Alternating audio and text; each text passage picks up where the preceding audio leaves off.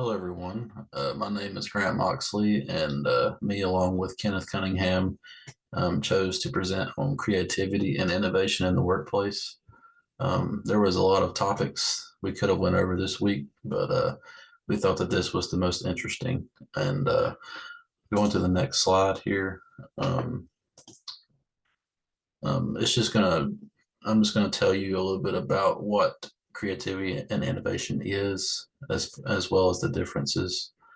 Creativity is the mental and social process fueled by conscious or unconscious insight of generating ideas, concepts, and associations.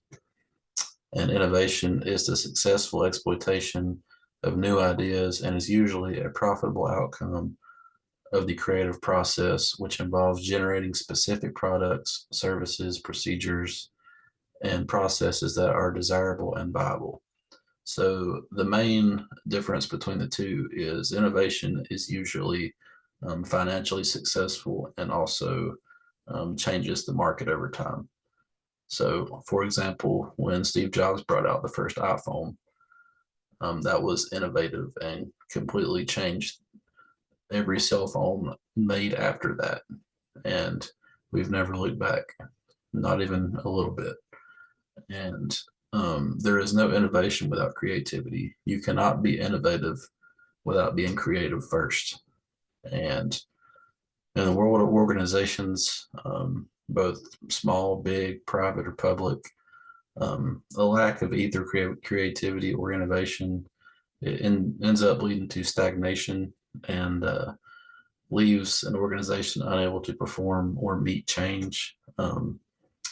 Companies who don't change with the times, let's say, they can be successful for a short amount of time or sometimes even a medium or long amount of time, but eventually they will kind of get pushed to the side and um, just kind of forgot about.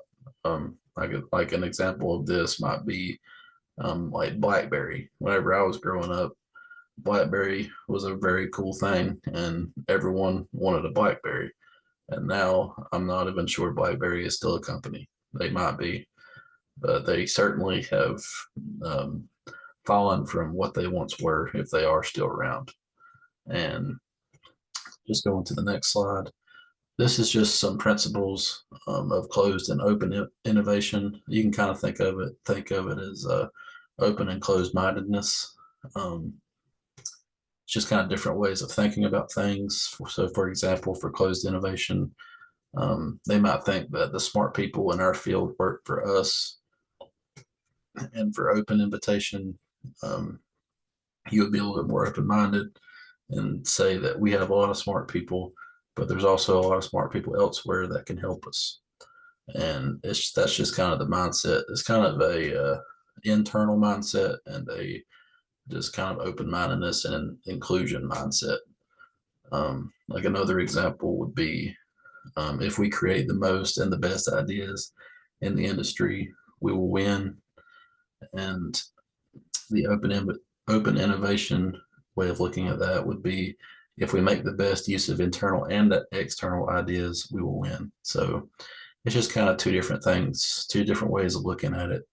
Um, so, some leaders are going to be, I know what we have, nobody can know about it and nobody can touch it.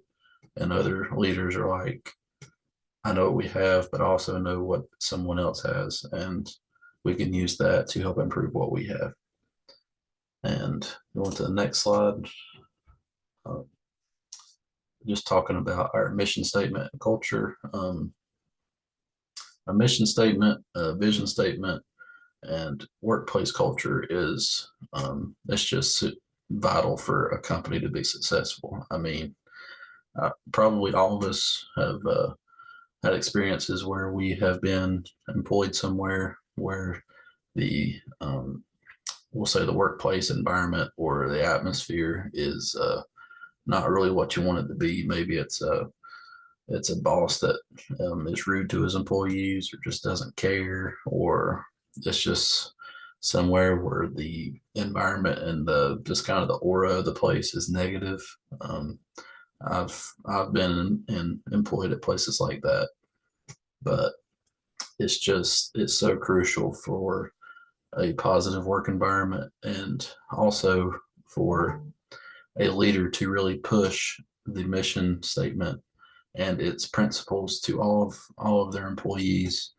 And as a leader, um, you have to, I won't say preach, but you have to make it aware in the company that that is what we're that's what they strive for, and that's the expectation. But it's also the leader's job to make the environment a place where that type of thinking can kind of come into fruition. But an open-mindedness, an open and positive workplace environment will always lead to better productivity and just just everyone general better moods, attitudes, and it makes people feel heard and important, which is also um, very important to a company's success.